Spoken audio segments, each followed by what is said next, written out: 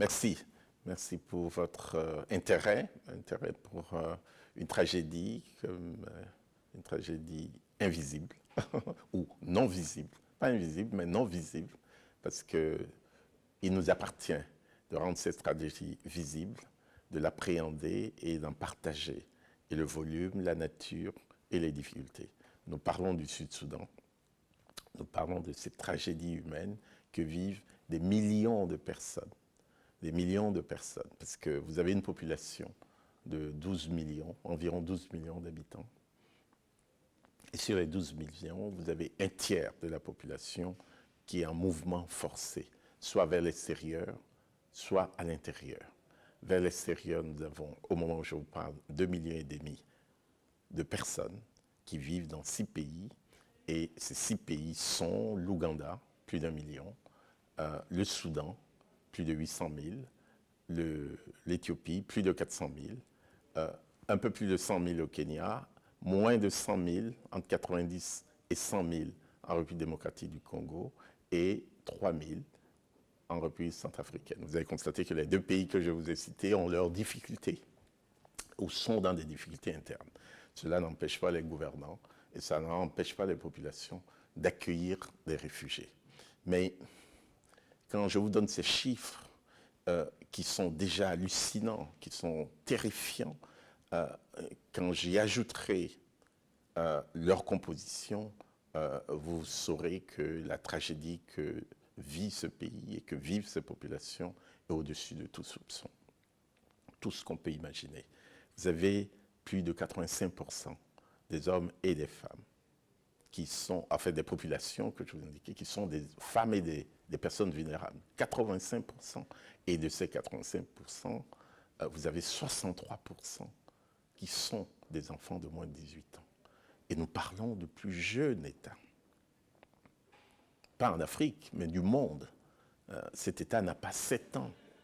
7 ans, qui est ce que nous avons l'habitude d'appeler l'âge de la raison. Donc avant même d'avoir l'âge de la raison, nous avons un État qui est totalement démuni de ces populations, dépouillé de ces populations. Je vous ai parlé de 2 millions de personnes déplacées. À l'extérieur, vous en avez 2 millions, un peu plus de 2 millions déplacés à l'intérieur du pays. Et depuis 2013, 2 ans après l'indépendance, plus de 7 millions de personnes, 7 millions de personnes ont besoin d'assistance et de protection au Sud-Soudan. Et quand on parle des déplacés internes, c'est des situations dramatiques. J'ai fait de très longues années au Commissariat pour les réfugiés sur plusieurs continents. Je n'ai jamais vu ce que vivent les 200 000 personnes qui ont d'abord fui de leur maison pour se réfugier à l'intérieur de la mission des Nations Unies et pour qui on a créé des camps particuliers. Vous avez les personnes déplacées de 2 millions et maintenant 10% de ces 2 millions vivent dans des camps totalement fermés, sans liberté de mouvement. Je ne veux pas faire des références à l'histoire, mais des hommes et des femmes enfermés dans des camps. 200 000. C'est ça la tragédie que vit le Sud-Soudan. La tragédie de voir un tiers de sa population en mouvement, accueilli par des pays voisins à qui tout le monde sait gré, mais des pays voisins qui sont débordés. Le haut-commissaire a lancé un appel d'1,5 million pour assister ces hommes et ces femmes, 1,5 million de dollars américains. Au moment où je vous parle, nous sommes entre 8 et 9% en termes de donations, de contributions.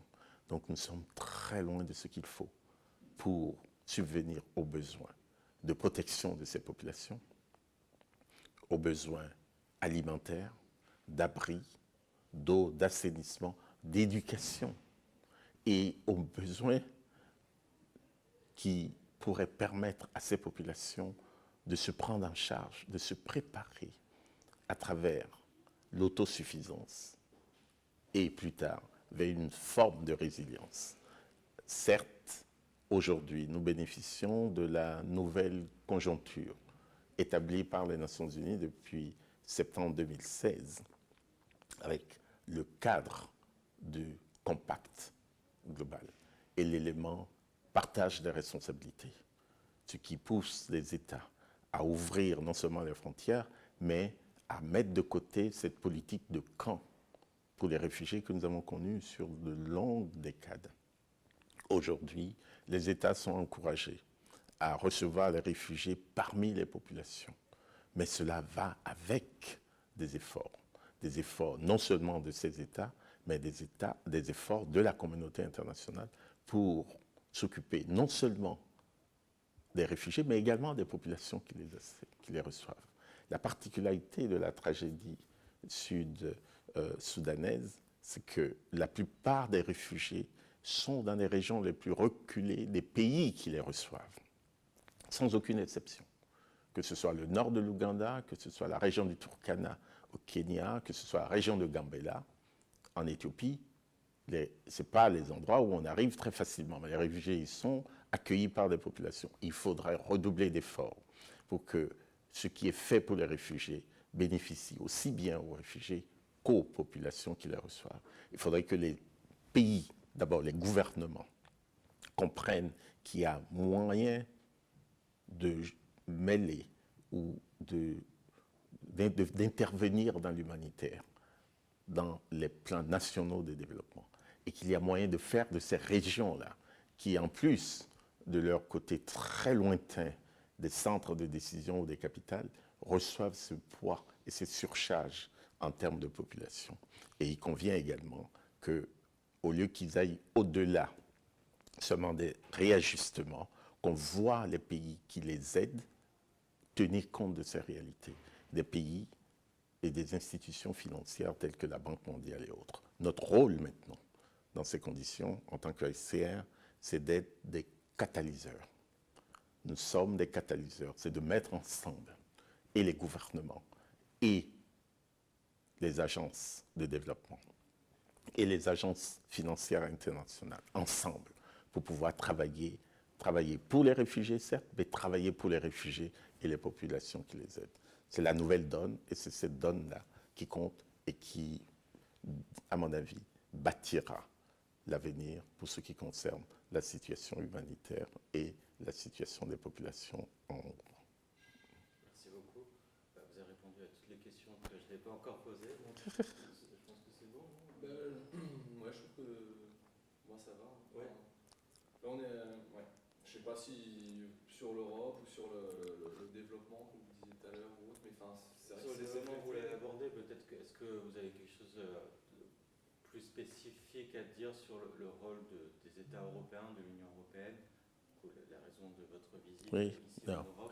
Oui, vous savez, d'abord, il faut commencer par souligner la nécessaire reconnaissance et gratitude du Haut-Commissaire et du Haut-Commissariat pour les Nations Unies pour l'appui que le HCR reçoit de la part de l'Europe. Je vous ai cité ces pays qui abritent des réfugiés.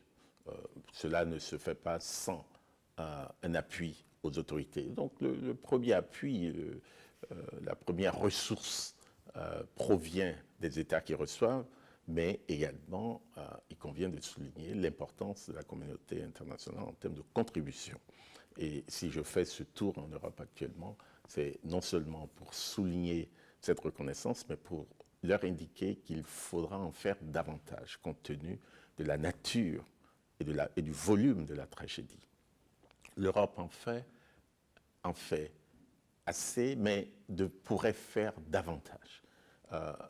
Je n'ai pas manqué de souligner dans les échanges avec les interlocuteurs que les Sud-Soudanais, le nombre est presque infime, inexistant dans ceux qui cherchent à traverser leur territoire et aller rechercher l'asile ou rechercher ailleurs leur bien-être et leur futur. On ne peut pas croire que ça va durer indéfiniment.